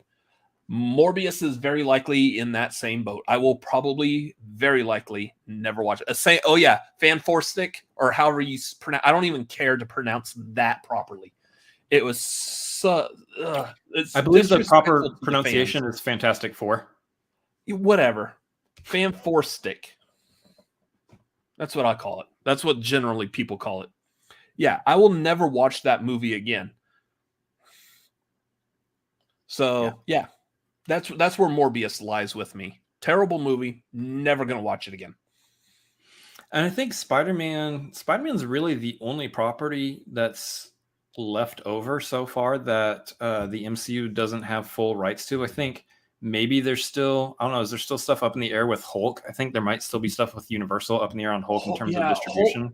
Hulk is still it has a partnership with Universal. As far as I know, the legalities of it, Hulk is okay to be used in other MCU movies, but you can't have a Hulk-driven movie without Universal having say so in it. Yeah, they at least got distribution because they're the ones who distributed the Incredible Hulk. Mm-hmm. But they could put Hulk in an Avengers movie, or he can be a guest star in a Thor movie or something like that. But you can't do a single solo Hulk movie. That's not that big of a deal because, I mean, they are allowed to use Hulk for TV shows too. And so we're getting a little bit more of his story with the She-Hulk show that's going to come to Disney Plus. But I'm wondering how the legality of the rights on that are. Does the MCU own She-Hulk, but Sony has the rights to all Spider-Man related things? If it's a Spider-Man character, I think it's just strictly a Hulk movie that Universal has to be a distribution partner on. And I don't know where Namor is. I know there's a lot of heavy rumors that Namor is going to pop up in this next Black Panther movie. I don't think that's rumor. I think that's true. Has that actually been confirmed? Yeah. Interesting. Okay. I thought it was still a rumor, but I think that's true. And I think we've also seen costume concept art for him too. Yeah. Anyways, Morbius is a trash movie. Again, if you were contemplating spending money, please don't spend money on this. I think I even said this isn't even a movie that's worth downloading on torrents. Don't pirate it. Just read the Wikipedia article if you want to know what happens in the movie, and you'll be good. That's good enough. Everyone should watch a movie and take away their opinion. I mean, here's the thing. If somebody watches Morbius and it's their favorite movie ever, then good for them. I've said it before. I don't like Solo. I think it's literally the worst Star Wars movie. I didn't ask for it. I don't want it. I will watch it time and time again if I'm doing a full Star Wars rewatch because it's canon. It exists. But if people like Solo, and people do like Solo, people want a Solo sequel. Awesome. I love that. More power to them. It validates Solo's existence. If people like Morbius, then it validates that movie's existence. Here's the thing. I'm not gonna talk trash about someone else's opinion because I don't want. People are allowed to have opinions. It's all subjective based on how you grew up, what your understanding is. Did you like the comic books? Morbius is not a major comic book character that I liked growing up. So, I mean, that kind of might play into my opinion a bit. You might have loved Morbius growing up and you're finally happy to see this. And I don't want to say your judgment's clouded, but I mean, there's definitely maybe some rose-colored glasses that you're finally seeing this comic book character that you love on the big screen. That's perfectly fine. Nothing against that. I'm probably not asking to borrow your car or have you help me out with any life decisions or anything. But I mean, if that's your opinion, cool. I don't trust you as a human being. I mean, yeah, but I mean, that's fine. That's absolutely okay. I'm pretty sure you'll be eating through a tube sometime next year. I mean, there's movies that I like that probably the general public would be like, we probably won't watch your YouTube channel anymore because we just can't trust that you have good taste. I'm sorry, Chris put the Batman 89 movie where? Yeah, there you go. I'm saying it was a bad movie. Oh, that was that one time on Twitter or whatever. I was like, yeah, I'm not a huge fan of Citizen Kane, and William Bibbiani came after me, and I was like, sorry, I just don't like the movie. I wasn't enjoying it. But I mean, Bibbiani, for example, he is a good critic. He understands that you are allowed to have that opinion. He didn't come after me and talk down to me or whatever. He still talks to me. I still am able to talk to him. There's no hatred or anything about it. He just keeps in the back of his head that you're just not as bright or as intelligent as most people. Not as good of a critic of movies. So, I mean, it makes sense. Let's talk about a better movie, though. I like Batman movies. You stop it. Stop it. Let's talk about a better movie.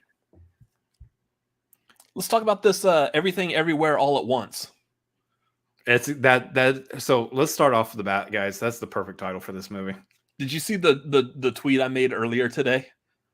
I was like, I'm seeing Everything Everywhere All at Once. And I was like, this sounds like I'm watching like every movie right now. Like and every movie that has ever been made, I'm watching it right now. This movie is absolutely everything. It is all over the place, and it happened all at the same time. Pretty much. Perfect title for a movie, honestly. I would say it's kind of a heady. We're going to be doing this right what we're doing right here. This is what we're going to be doing throughout this entire review, because we just saw this movie, and it's we still don't know what to take in. Yeah. We're not going to talk about spoilers on this. Not that, again, Maybe. This is one of those, like, is there anything really to spoil? Generally speaking, what the whole concept of the movie is actually truly about, I think you don't talk about that specifically. Yeah. But there's a couple of jokes and stuff I'm not going to mention that I really appreciated. Stuff that they showed that I thought that is better if you're like sitting in the theater and this pops up on the screen. You're like, that's good. Like stuff like that. I don't want to reveal anything like that, but I think like we'll stick to the general concept of what from the trailer is this is the first movie that really deals with the multiverse that doesn't have anything to do with a comic book movie or comic books at all. Granted, it was still produced by the Russo brothers, so take that for what you will. God, this is so here's the thing, guys. This is one of those movies that's going to challenge us in terms of how we talk about and review a new release movie, because this movie was a lot to take in. There was a lot that happened, and it was insane. I believe the term is batshit. I believe that's the proper term. It was insane. This movie did some things, and it made some choices. And right now, it sounds like I'm just kind of floating on the outskirts here, like I didn't even see the movie. Oh, I did. We saw the movie. That's just the best way to describe it. I just have no idea how to describe what I saw. I will start this off by saying I was way too sober for that movie. Oh yeah, we did not. we were not high enough, drunk enough. We're not intoxicated enough. It was weird. It was a very weird, bonkers movie. I would say this movie is a little heady, meaning it's one of those that you do kind of have to pay attention to really be able to follow through, because the movie starts off like simple enough. You're following this family or whatever, and then it starts giving you a little bit of like what the setup, like introduce, like, hey, there's a multiverse and everything. And then it just does a hard right into it and just stays there for the rest of the movie.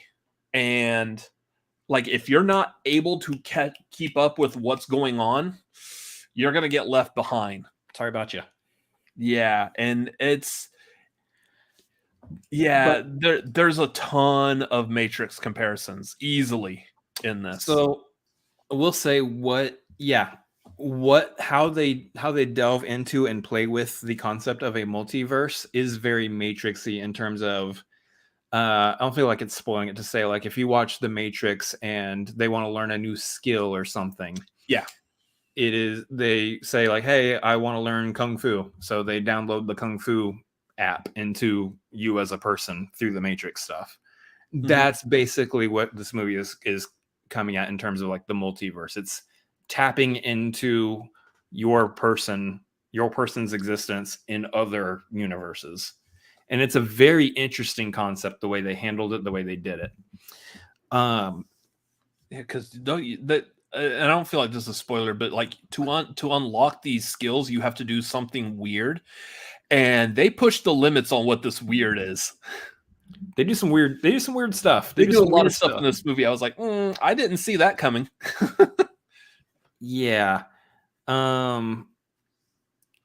Yeah. And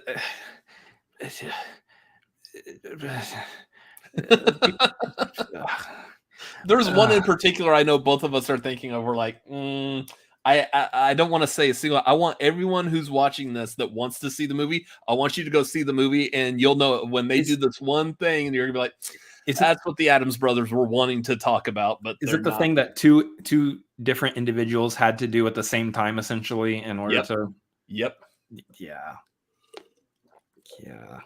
Here's the thing, though. I'll say this. At the end of it all, there is a reason for the madness. There is a point and a story that they were trying to drive home. There is meaning to it. And the meaning that they presented and how they presented it and how they got there is very, very fascinating. And it's very it's very important. There's a lot of really important stuff that they were conveying. And I know it sounds like I'm kind of like floating out here, not really diving too deep. That's because even the point of the movie, the meaning to it is something that you need to see play out in the way they want to present the movie. You can't just listen to two guys on the internet talk about, well, this is kind of where they were driving the whole ship, and this is what they were trying to get to, and it's a very good thing that they were doing here, and you just need to watch the movie to see. Like, no, you need to see the movie and just let it play out to understand why they wanted to play it that way. Let's just say that there's a lot of like interconnected family stuff going on. There's potential child-parent trauma is part of it, plays into it. There is husband-wife relationship stuff that plays into it. Actually, a lot of like parent. I was gonna say, yeah. There's like two layers of the child-parent thing going on. There's two layers of child-parent side of it. There is, speaking of issues and subjects that are very relevant today for a lot of people, and just the way it's conveyed and shown it's very unique. I'm trying my best over here. But basically, what I'm getting at is you should definitely go see this movie. You should definitely go support it. Just go watch this movie. Form your own opinion. Come back like in 2 weeks or something. We might do like this might actually be interesting depending on who's down for this. We might do like a patrons only roundtable. Like on Discord or something, where we can all just sit and talk about this movie spoiler free or with spoilers or whatever. Because I feel like this is a movie that needs to be discussed like that. Just the stuff that they do, and just there's so much I would like to talk about. But I mean, this movie is a comedy. If you're able to grasp the concepts that this movie's presenting, and then sit back and enjoy what you're seeing visually on screen, because that's where the humor comes from. The humor comes from the absurdity in some of this. Yeah. If you're able to understand, follow the movie, and just relax and enjoy the absurdity of it, you're going to have a great time with this movie. Yeah. But someone like me that has really bad ADD, when movies get like a little too high concept, I have a hard time kind of holding on and focusing. I had a pretty good idea what was going on most of the time, but after the movie got out, I read like the Wikipedia plot summary, and I was like, okay, I didn't quite pick up on that, and that. This movie that makes a little more sense. This movie is very ADHD, though. It's everything, everywhere, all at once. I mean, the title tells you what you need to know. This movie is a very ADHD movie. Mm-hmm. Not good if you have ADHD. Maybe. It may require, like for me, it would probably require a second viewing to fully appreciate it. I just don't know if I want to go to a second viewing, at least right now, because I just got out of the first viewing. I have no intention of seeing this again for a while, but yeah, we're both very exhausted from the movie. It's a mental trip. I will say though that let's talk about real quick. Michelle Yeoh, fantastic. She is obviously the star of the movie. She holds it down and keeps you. She keeps you invested. If anyone else in the movie or if any other aspect of the movie could lose you, Michelle Yeoh keeps you invested the entire way through. She is the grounding. She's the grounding source of this movie because she is our audience eyes also. She is experiencing everything that's happening almost the same exact time we are because we are watching her have to learn about everything everywhere all at once. The same time we're learning about everything everywhere all at once. Yeah. So, and then I did like was it Ke Huy Quan, who played her husband in this movie. He was Short Round in Temple of Doom and Data in the Goonies back when he was a kid. I think he does phenomenal in this. That and their daughter, Stephanie Sue, she does really well in this also. mm-hmm. So like those three characters, in fact, yeah, those three, the grandfather, he's good. We've seen him in like tons of stuff. James Hong. Yeah. We've seen him in a bunch of stuff. Jamie Lee Curtis just looks like she was having a blast the entire time. She looked like she just was having fun with that role. Yeah. But yeah, they do so well with that. So yeah, there's some action in this movie. There's some really, really good. So the action in this movie is definitely more martial arts leaning. And it's when it gets in that realm, it's full on a martial arts movie. It's like a classic. I wouldn't say slapstick. What would be the term? It'd be like a classic style of martial arts where this camera's like sped up and the action's like kind of all over the place. It's that mixed with like I would say it also leans into if you're familiar with like Jackie Chan, where he will just find an object and he will just beat everyone with the dumbest, like a little marker or whatever, and he's just beating the crap out of everyone with this stupid little marker or something. They do a lot of stuff like that. Just they're grabbing items and they're just all over the place, and it's just the most random items that they use. Like at one point, a fanny pack is used as like nunchucks. Yeah. So. And it gets weirder from there, folks. And that's not even the weirdest part. So yeah, I recommend it. It's highly recommendable. It's 100% worth seeing in the theater. Go see it. Go sit back, grab a drink, or 2 or 3 or 4, or however much you can knock back in that time period without getting up to go to the bathroom. I'd recommend not getting up and going to the bathroom. So you will miss something. Do shots of something. Yeah, you will miss something if you go. But yeah, it gets recommended from us. What did you rate? Did you do a rating for Morbius? Morbius on Letterboxd, I put it a 0.5 star. If I don't know if I'm actually able to rank something 0 stars, but I mean that's what I would do. You give it 1. Yeah, I mean, even if I did on Letterboxd a 0.5 star, and I know Letterboxd is out of 5, and we typically rank out of 10. Please don't read that as that 0.5 star would actually be a 1. That's not how this one works. This one would still be like 0 to 0.5 star, no matter what. You give it a 1 because it looks like a movie, and Jared Leto's still did okay as Morbius, and he looked like Morbius. Yeah. I mean, and again, that's the only good part of that. But I mean, that you can see like in the trailer. If you really must see the Morbius, watch the trailer. Everything, Everywhere, All at Once, though. I'm giving that one an 8 out of 10. Tori, please don't think I gave it a 1. Like,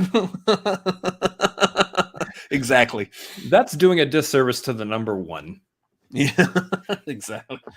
I think like Everything Everywhere All at Once, I'm giving a 7. Just because I needed to, it lost me on the focus. And again, I had to go back and read like, oh, okay, that's what was happening here. But how dare you not think it's the best movie in existence right now? I mean, yeah, that's the thing. Like, there's a lot of really good reviews, and I get it. Just that kind of a heady movie is not necessarily something I'm drawn to right off the bat.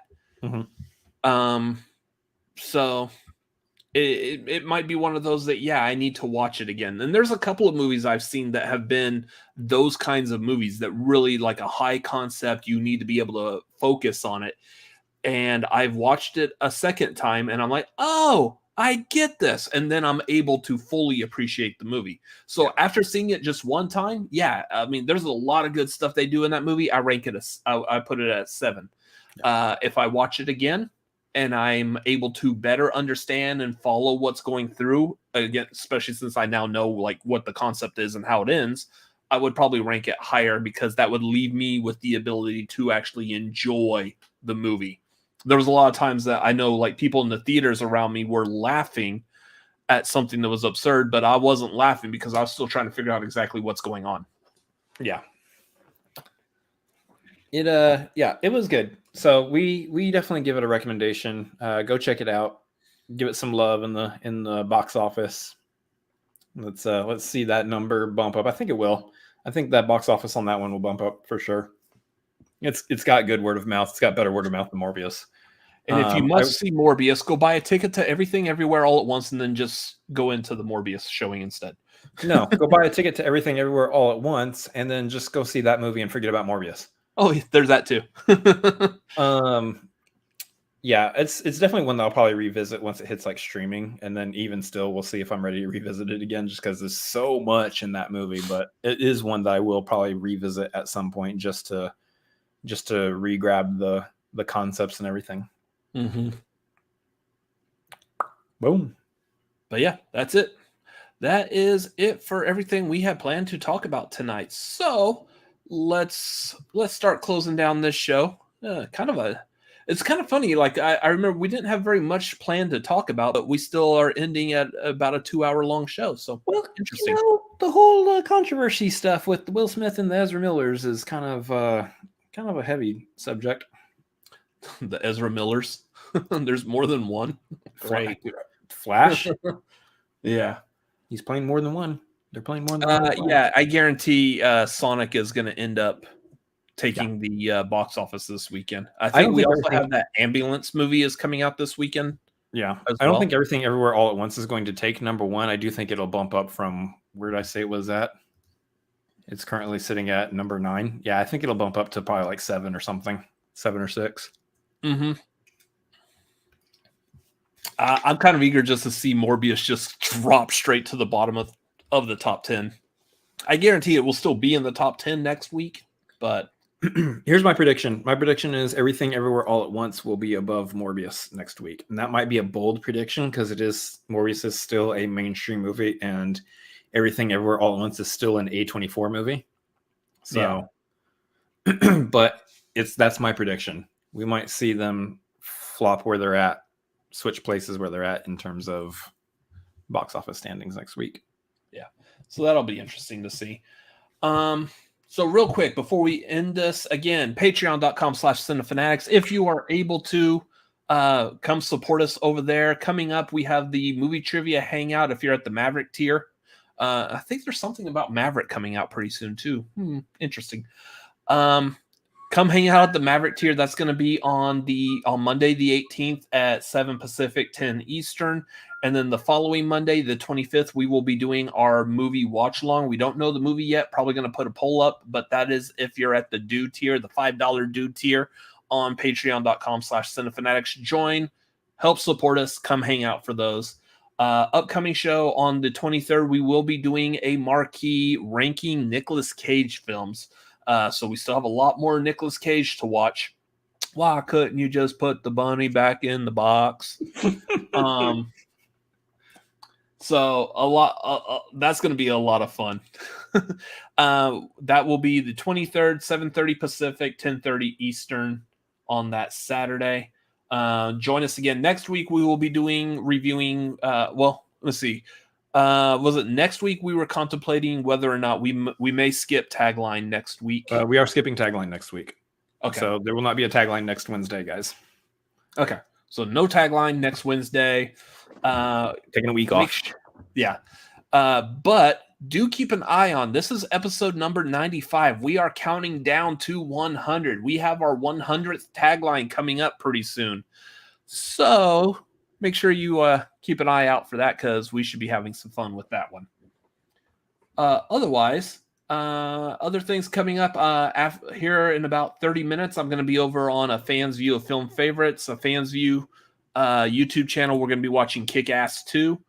So that should be a lot of fun. Otherwise, you can follow us on Twitter, Instagram at CineFanaticsMLP. You can follow me personally at Robert Adams MLP, Twitter, Instagram, and Letterboxd. And Chris, you can follow me also Twitter, Instagram, and Letterboxd at Chris Adams MLP, as well as twitch.tv/Chris Adams MLP, where we're doing a bunch of streaming. Again, no streams over there until Sunday this week. So we will be doing a family game night over on there. If you haven't joined in, come play some Jackbox games with us. Give me a follow, give me a sub, and we can join you, pop you into some Jackbox games, and it's a lot of fun. It's a lot of fun. Everybody who's over there typically, I think, tends to like it, tends to enjoy themselves. So I think that's the thing I'm going to be leading with here. Like people have fun. People have fun with the Jackbox games over there. So let me see. He's making the hard sell. Yeah, come hang out though. Come hang out on Sunday. We're gonna have some fun. people are having fun over there, and you want to have fun too, right? You like fun. Hey, they're having fun. You have fun. Let's have fun. Yeah, I'm probably still going to be working, which is not fun. Anyways, that's going to do it for tonight, y'all. Thank y'all. Those of y'all in the chat, thank y'all for hanging out. Thank you for being here. If you're watching this on a replay or you're in the chat still, make sure you hit that thumbs up. You like this. Make sure you hit subscribe as always. And that's going to do it for tonight. Good night. Bye-bye.